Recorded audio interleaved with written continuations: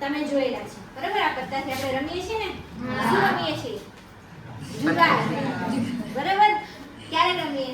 સાતમ આઠમમાં તો ખાસ કે આપણે પત્તાને ક્યારે જરૂર પડે? વર્ષમાં એકવાર મોસ્ટલી. ક્યારે? સાતમ આઠમમાં. જ્યારે સૌરાષ્ટ્રમાં તો પત્તાની બહુ જ જરૂર પડે.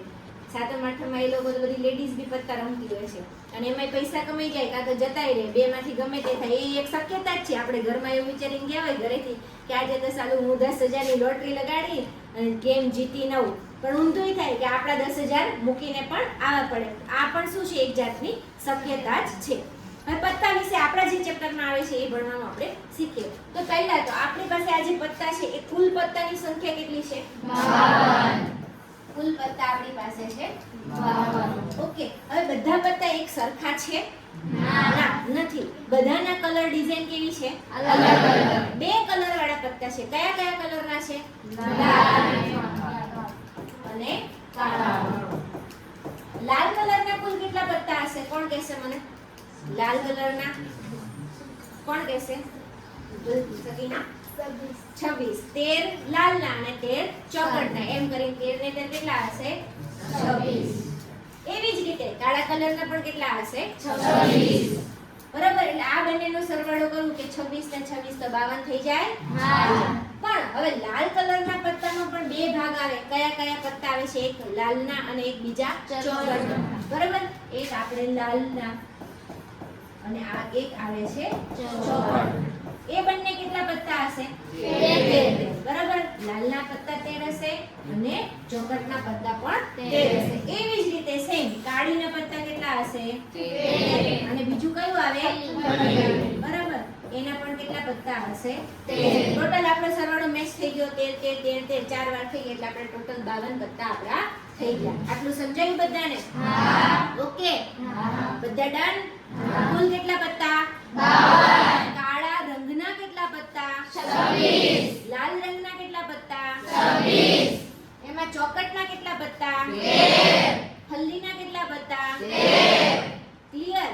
હવે આ તમારે ખાસ વસ્તુ ધ્યાન રાખવાનું કે આ બંને કાળા કલરના છે પણ એ બંનેના સિમ્બોલ અલગ છે, કાળી અને ફલ્લી. એવી જ રીતે અહીંયા લાલના પત્તામાં પણ બંનેના સિમ્બોલ અલગ છે. એની ડિઝાઇન થોડીક અલગ છે ને. તો લાલના પત્તામાં શું આવે? આ થોડું દિલ, જે તમે ગમે તેને આપીને બેસો છો એવું દિલ આવે. બરાબર. મારું હરખું દોરાશે નહીં પણ આ દિલ છે એવું તમે સમજી લેજો. પછી ચોકટ એટલે એ કેવી નિશાની હશે? થોડીક આવી નિશાની હશે. પછી કાળી તો એમાં કંઈક આવું કંઈક આવે છે. ઉપર થોડુંક આવું ચુંખા જેવું હોય છે. બરાબર. અને ફલ્લી એમાં કંઈક આવી ડિઝાઇન હોય છે.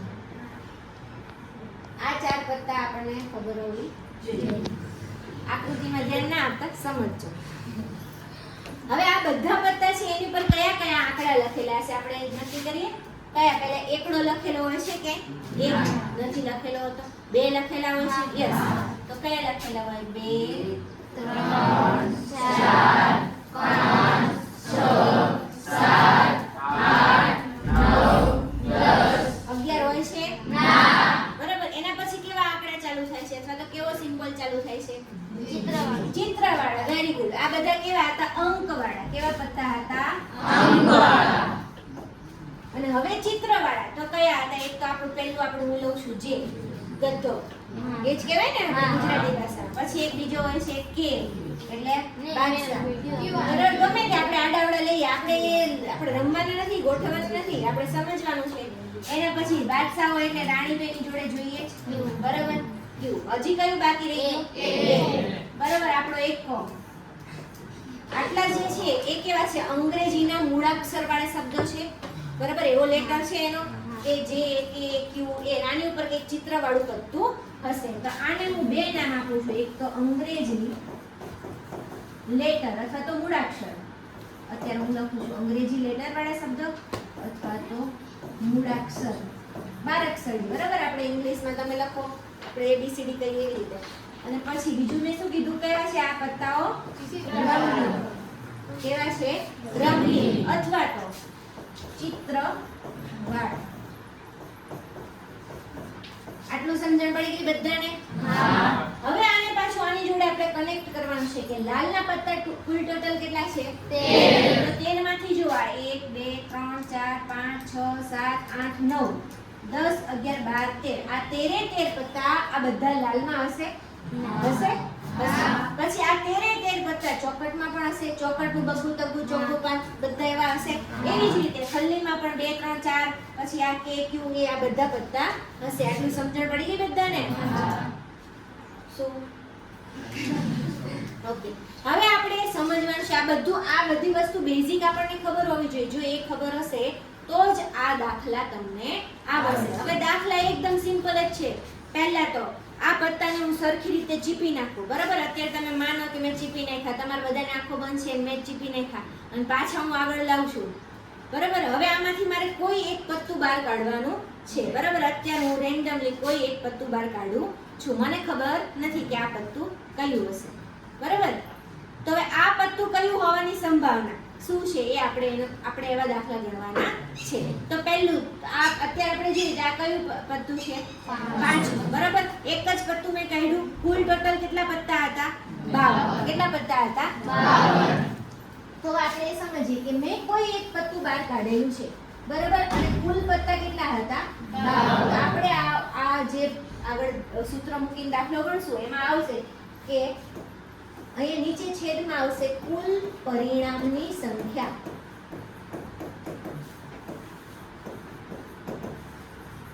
અને ઉપર આવશે શક્ય પરિણામની સંખ્યા. શક્ય એટલે આપણે જોયું કે એક જ પત્તું કાઢેલું છે એટલે આ શક્ય પરિણામ થયું અને કુલ પરિણામ એટલે કુલ ટોટલ કેટલા પત્તા હતા તે. અહીંયા લખું છું હું શક્ય પરિણામની સંખ્યા. તમે સમજી જજો. બરાબર? તો આ આપણે એવો જવાબ થશે એનો. બરાબર? હવે આપણે ખાલી એક જ ઉદાહરણ લીધું. હવે હું એમાં એવું કરું છું કે આ બધા ફલ્લીના પત્તા છે, ફલ્લીના પત્તા. બરાબર? એ બધાને હું સાઈડમાં મૂકી દઉં છું કે આ મારે જરૂર નથી. બરાબર? બધા ફલ્લીના પત્તા મેં સાઈડમાં મૂકી દીધા. તો હવે મારી પાસે કુલ કેટલા પત્તા રહ્યા હશે? 13 નીકળી જશે ને ટોટલ. બરાબર? કેટલા પત્તા વધ્યા હશે? 39. હવે આપણે આ બોર્ડનો યુઝ કરીએ કે જો ફલ્લીના પત્તાને સાઈડમાં મૂકીને પત્તાની સંખ્યા 39 ને કેટલા થશે? 39 થશે. હવે આ પત્તાને મેં સાઈડમાં મૂકેલા છે ફલ્લીના અને આ પત્તાને હું ફરીથી ચીપું છું. બરાબર? આ બધા પત્તાને ફરીથી ચીપી દીધા. હવે હું તમને એવું કહું કે આમાંથી ફલ્લીનું પત્તું હશે કે નહીં હોય ને? કેમ કે ફલ્લીના પત્તા તો ક્યાં હતા? આપણા સાઈડ બહાર મૂકી દીધેલા હતા. તો હવે મને આવો કોઈ પ્રશ્ન પૂછે કે આ પત્તામાંથી ફલ્લીનું પત્તું હોવાની સંભાવના શું હશે? 0. કેમ? કેમ કે આપણે આવું મસ્ત વાક્ય લખેલું છે કે ફલ્લીના પત્તાને આપણે ક્યાં મૂકી દીધા છે? સાઈડમાં. ક્લિયર બધાને? હા. ઓકે, એટલે કે જે અશક્ય ઘટના હોય એની સંભાવના કેટલી થશે? 0. દાખલા તરીકે આજે કયો વાર થયો છે? ગુરુવાર. તો આજે હું એવું કહી શકું કે આજે મંગળવાર છે એવું કહી શકું? ના કહી શકું. તો આજે મંગળવાર હોવાની સંભાવના શું થઈ જાય? 0. પણ આજે કોઈ પણ વાર હશે એની સંભાવના શું હશે? 1. ચોક્કસ ઘટના હોય એની સંભાવના શું હશે? 1. મેં એવો પ્રશ્ન કીધો કે આજે કોઈ પણ વાર હશે તો કોઈ પણ વાર તો હોવાનો જ ને કે સોમ, મંગળ, બુધ, ગુરુ, શુક્ર, શનિ, રવિ આ બધામાંથી કોઈ એક વાર તો હોવાનો છે. એટલે આ બે વાક્ય યાદ રાખવાના કહ્યું કે ચોક્કસ ઘટનાની સંભાવના કેટલી હશે? 1. અને અશક્ય કે જે શક્ય છે જ નહીં એવી ઘટનાની સંભાવના કેવી હશે? 0. બરાબર? તો બે વસ્તુ આપણે ફરી એક યાદ રાખીએ કે ચોક્કસ જ્યાં શબ્દ દેખાય ત્યાં એની સંભાવના કેટલી યાદ રાખવાની? 1. અને અશક્ય એ ઘટનાને શું રાખવાની? 0. ઓકે, હવે આપણે દાખલા તરીકે ખાલી એક મસ્તી માટે ઉદાહરણ લઈએ તો કોણ છે આપણું બહુ જ સારા હોશિયાર હોય એવા અથવા સાવ ડબ્બા હોય એવા રાજવીરને ગણિતમાં 100 માંથી 100 માર્ક્સ આવવાની સંભાવના કેટલી? તમે લોકો નક્કી કરો કેટલી? 0 કે 1? આવી શકે ને 100 માંથી 100 માર્ક્સ? ના આવી શકે ને. તો એ ઘટનાની સંભાવના કેટલી થઈ ગઈ? 0. પણ એવું કહી ના શકાય. રાજવીર આપણને એવું કહે કે ના ના તમે બધાએ મને આજે 0 કીધું, કાલે હું જબરજસ્ત મહેનત કરીને ગણિતમાંથી 100 માર્ક્સ લાવી બતાવું. તો પછી એ ઘટનાની સંભાવના કેટલી થઈ જાય? 1. બરાબર? એ લાવી જ દે તો પણ ના લાવી દે. પણ આ બધી કેવી છે? શક્યતાવાળી ઘટના છે. એમ આપણે ચોક્કસપણે કહી શકીએ નહીં. Okay fine. હવે આ બધા પત્તામાંથી આ પાછા હું ફલ્લીના જે આપણે સાઈડમાં મૂક્યા હતા એને હું ભેગા કરી દઉં છું. પાછા કેટલા પત્તા થઈ ગયા? 52 પત્તા થઈ ગયા. ક્લિયર બધાને? હવે એ બધા પત્તામાંથી હું આવા જે રંગીન પત્તા છે એ રંગીન પત્તાને હું દૂર કરી દઉં તો કેટલા થાય? જો ગણો કેટલા પત્તા છે? 1 2 3 4. 4 પત્તા છે એવા કેટલી વાર આવશે? 4. એટલે ચોકો ચોકો 16. બરાબર. રંગીન પત્તા કુલ કેટલા થશે? રંગીન પત્તા 16. 4 ગુણ્યા 4 એટલે કેટલા થશે? 16. હવે આ 16 પત્તાને હું માની લો કે અત્યારે મેં આ ધારી લો કે આ 16 પત્તા મેં રંગીન જુદા કરી દીધા છે. હવે આમાંથી રંગીન પત્તા આવવાની સંભાવના કેટલી? આમાંથી કોઈ એક પત્તું હું ખેંચું અને એમાંથી મને કોઈ રંગીન પત્તું મળશે? નહીં મળે. કેમ? કેમ કે આપણે એને ક્યાં મૂકી દીધા હતા? બરાબર. હવે પાછા હું રંગીન પત્તાને ભેગા કરી દઉં છું. આ રંગીન પત્તાને ભેગા કરી દીધા. જો હવે આપણે 0 વાળી ઘટનાનું શીખી ગયા, પણ હવે આપણે અલગ ઘટના માટે વિચારીશું કે બધા જ પત્તા એટલે કે કુલ ટોટલ કેટલા પત્તા છે આપડા? 52 પત્તા મારી પાસે છે. આમાંથી કાળીનો એક્કો આવવાની સંભાવના કેટલી? કાળીનો એક્કો. તો આમાંથી કાળીનો એક્કો કેટલો હશે? 1 જ હશે. બરાબર. તો કાળીનો એક્કો આવવાની સંભાવના એટલે આપણે લખવું પડે અહીંયા કે કાળીનો એક્કો આવવાની અથવા તો મળવાની સંભાવના બરાબર. હવે આપણે એને પરિણામ લખવાનું છે કે પહેલું તો શું લખવું પડશે ઉપર કે કાળીનો એક્કાની સંખ્યા. બરાબર. શું આવશે? સંખ્યા છેદમાં કુલ પત્તાની સંખ્યા. જો પહેલું આપણે પત્તાવાળું છે એટલે સંખ્યા શબ્દ વાપરવો પડે. જો પાસો હોય અથવા તો રૂપિયો હોય કે સિક્કો હોય એવું કંઈ હોય તો ત્યાં શું વાપરવાનું? પરિણામ વાપરવાનું. શું વાપરવાનું? પરિણામ. કે શક્ય પરિણામ, કુલ પરિણામ. પણ પત્તા છે તો પત્તાની સંખ્યા અને કુલ પત્તાની સંખ્યા. હવે કાળીનો એક્કો કેટલો હશે? 1 જ હશે. અને કુલ પત્તા કેટલા છે આપણી પાસે? 52. આનો જવાબ મળી ગયો આપણને 1/52. ક્લિયર આટલું બધાને? હવે હું થોડુંક પ્રશ્ન બદલાવું છું. મેં અહીંયા શું લખ્યું હતું કે કાળીનો એક્કો હોવાની સંભાવના.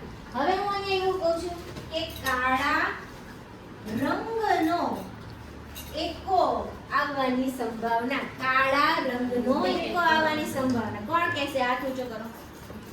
ઉમેશ. 2. સરસ. 2. કેમ કે કાળા રંગ થઈ ગયો એટલે કાળા રંગવાળા કેટલા પત્તા હતા? કાળીના અને ફલ્લીના બંને. તો એનો જવાબ શું થઈ જશે? 2/52. ક્લિયર આટલું બધું? હવે એવું પૂછે કે આ બધામાંથી રંગીન પત્તા હોવાની સંભાવના કેટલી? રંગીન પત્તા હોવાની સંભાવના કેટલી? કેટલી છે ટોટલ? રંગીન પત્તા કેટલા છે આપણી પાસે? 16. તો કોણ કહેશે જવાબ મને? શું થશે? આખો જવાબ કોણ બોલશે? સરસ.